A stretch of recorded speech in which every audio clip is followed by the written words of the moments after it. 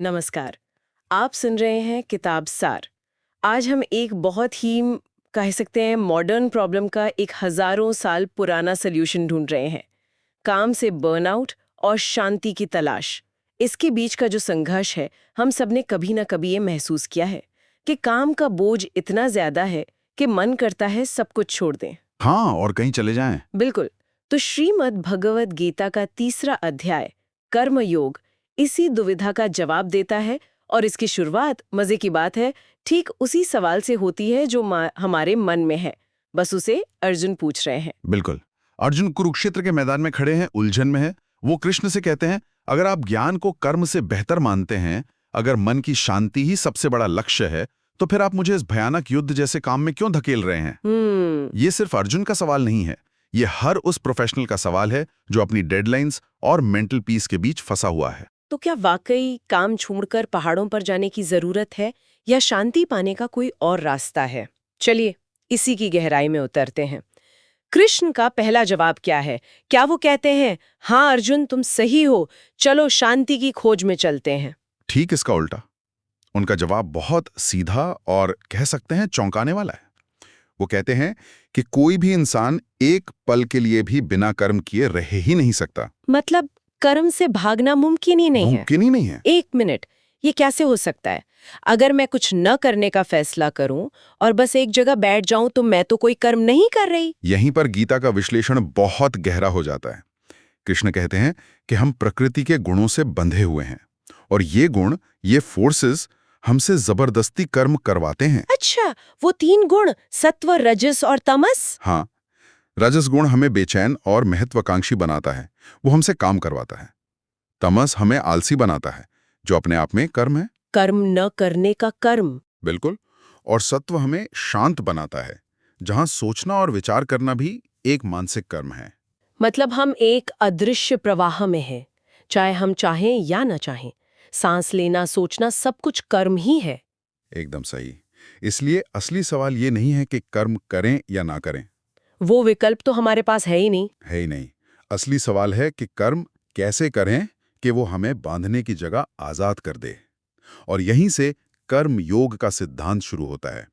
ये कर्म से भागने का नहीं, बल्कि कर्म को सही ढंग से करने का विज्ञान है।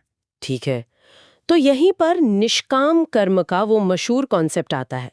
मैंने ये शब्द बहुत बार सुना है, लेकिन सच कहूं तो ये हमेशा बहुत आदर्शवादी और इम्प्रैक्टिकल सा लगता है। फल की इच्छा के बिना काम करो।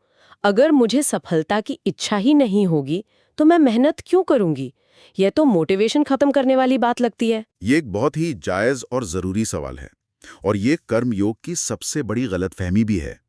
निष्काम कर्म का मतलब फल के प्रति उदासीन या इनडिफरेंट होना नहीं है। तो फिर क्या है? इसका मतलब है फल से अनासक्त, यानी नॉन अटैच्ड होना। दोनों में बहुत बड़ा फर्क है। इसे थोड़ा और आसान बनाएंगे। उदासीनता और अनासक्ति में क्या फर्क है? इसे एक सर्जन के उदाहरण से समझते हैं। एक सर्जन जब ऑपरेशन कर रहा होता है तो वो चाहता है कि मरीज ठीक हो जाए। हाँ बिल्कुल। वो परिणाम के प्रति उदासीन नहीं है, लेकिन ऑपरेशन के दौरान उसका 100% ध्यान सिर्फ और सिर्फ अपने काम पर होता है। हर चीरा, हर टांका पूरी कुशलता से लगाना। अगर उस वक्त उसका दिमाग इस बात पे उलझ जाए कि अगर ये ऑपरेशन फेल हो गया तो मेरी रेप्यूटेशन का क्या होगा, या सफलता मिली तो मुझे कितना बड़ा अवार्ड मिलेगा, तो क्या होगा? उसके हाथ कांपने लगेंगे, काम खराब हो जाएगा। बिल्कुल। परिणाम से यही आसक्ति या अटैचमेंट उसके कर्म की क्वालिटी को खराब कर देगा। निष्काम कर्म का मतलब है अपना पूरा फोकस प्रक्रिया पे रखना, परिणाम पर नहीं। अच्छा, अब समझ में आया। तो ये एक तरह से प्रोसेस ओरिएंटेड माइंडसेट की बात हो रही है।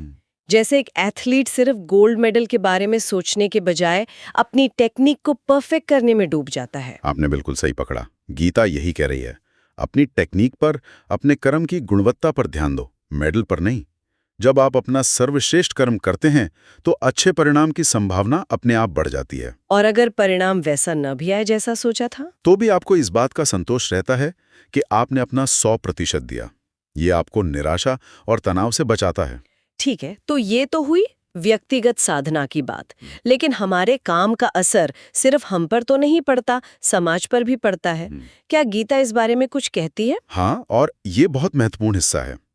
कृष्ण इस विचार को यज्ञ की भावना से जोड़ते हैं। यज्ञ जैसे ही हम ये शब्द सुनते हैं दिमाग में अग्नि, हवन ये सब आता है। हाँ, लेकिन गीता में इसका अर्थ बहुत व्यापक है, बहुत बड़ा है। तो यहाँ यज्ञ का क्या मतलब है?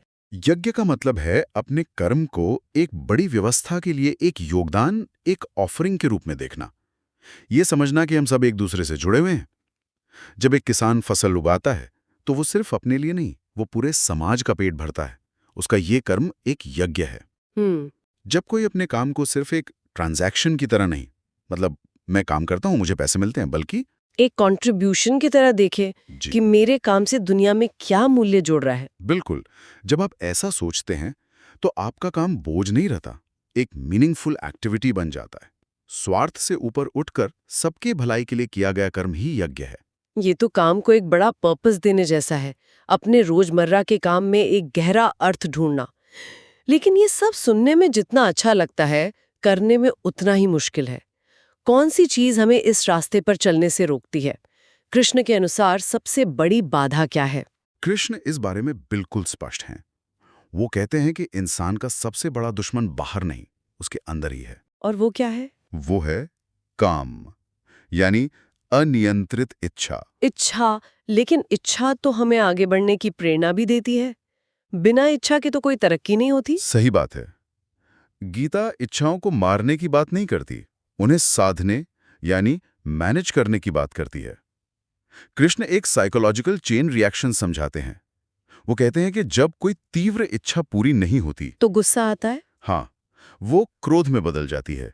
जब क्रोध आता है तो वो हमारी बुद्धि को सही गलत सोचने की शक्ति को ढक लेता है। ठीक वैसे ही जैसे धुएं से आग ढक जाती है या धूल से आईना। और जब बुद्धि पर पर्दा पड़ जाता है तो इंसान ऐसे फैसले लेता है जो उसके पतन का कारण बनते हैं। आप देखिए, कॉर्पोरेट वर्ल्ड में कितने ही प्रतिभाशाली लोगों का करियर एक पल के क्रोध में लिए गए गलत फैसले से बर्बाद हो जाता है। सही बात है। वो अपनी इच्छाओं के गुलाम बन गए थे। इसीलिए गीता इंद्रियों पर, मन पर और इच्छाओं पर विवेक का नियंत्रण रखने पर इतना जोर देती है। ये एक तरह से हमारे अपने मन के लिए एक वार्निंग सिस्टम बनाने जैसा है। जैसे ही कोई इच्छा पूरी न होने पर गुस्सा आने लगे तो समझ लीजिए कि आप एक खतरनाक रास्ते पर हैं। बिल्कुल, ये सेल्फ अवेयरनेस की साधना है। यहाँ एक और दिलचस्प बात सामने आती है।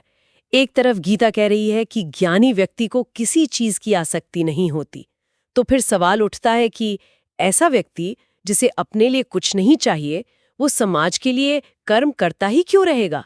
वो सब कुछ छोड़कर बैठ क्यों नहीं जाता? ये एक शानदार सवाल है और कृष्ण इसका जवाब लोक संग्रह के सिद्धांत से देते हैं। लोक संग्रह, इसका क्या मतलब है? इसका मतलब है समाज की व्यवस्था और भलाई के लिए कर्म करना। वो कहते हैं कि जो श्रेष्ठ और ज्ञानी लोग होते हैं, समाज के बाकी लोग उन्हीं को देखकर सीखते हैं। मतलब as the leader does so do the followers. हाँ, बिल्कुल। कृष्ण कहते हैं कि ज्ञानी व्यक्ति को समाज के सामने एक सही आदर्श प्रस्तुत करने के लिए कर्म करते रहना चाहिए। अगर एक सीईओ जिसे अब पैसों की कोई जरूरत नहीं है, ये सोचकर काम करना छोड़ दे तो पूरी कंपनी में एक गलत संदेश जाएगा। कर्मचारी सोचेंगे कि मेहनत करना व्यर्थ है। बिल्कुल। या अगर एक माँ बाप खुद किताबें पढ़ने की बजाय हर वक्त फोन पर लगे रहें तो वो अपने बच्चों से पढ़ने की उम्मीद कैसे कर सकते हैं? सही बात है। तो ज्ञानी व्यक्ति अपने लिए नहीं बल्कि समाज को सही दिशा दिखाने के लिए एक उदाहरण स्थापित करने के लिए कर्म करता है। ये एक बहुत बड़ी सामाजिक जिम्मेदारी है। तो चलिए अब इन सारी बातों को समेटकर हमारे शुरुआती सवाल पर वापस आते हैं। वो इंसान जो बर्नआउट महसूस कर रहा है, जो अपने काम से थक चुका है और शांति चाहता है, गीता का अंतिम संदेश उसके लिए क्या है? देखिए, गीता का संदेश बहुत व्यावहारिक है। वो कहती है भागना कोई समाधान नहीं है। आप पहाड़ों पर जाकर भी कर्म से नहीं बच सकते। समस्या आपके काम में नहीं, काम के प्रति आपके दृष्टिकोण में है। समाधान बाहर नहीं, भीतर है। हाँ। गीता कहती है अपने दृष्टिकोण को बदलो। पहला, ये स्वीकार करो कि कर्म अनिवार्य है। उससे भागा नहीं जा सकता। दूसरा, अपने काम को फल की आसक्ति के बिना पूरी कुशलता से करो, निष्काम कर्म। तीसरा, अपने काम को एक बड़े उद्देश्य से जोड़ो, उसे समाज के लिए एक यज्ञ समझो, और चौथा, अपनी इच्छाओं और क्रोध पर विवेक का पहरा रखो। तो सच्ची शांति काम छोड़ने से नहीं बल्कि काम को सही तरीके से करने से मिलती है। एक्शन में मेडिटेशन। आपने इसे बहुत खूबसूरती से सार दिया है। कर्म योग कहता है कि आपका काम ही आपकी साधना बन सकता है। हाँ। आपका ऑफिस ही आपका आश्रम बन सकता है, अगर आपका दृष्टिकोण सही हो। यही कर्मयोग का सार है, जीवन की भागदौड़ में संतुलन बनाने का एक व्यवहारिक मार्ग।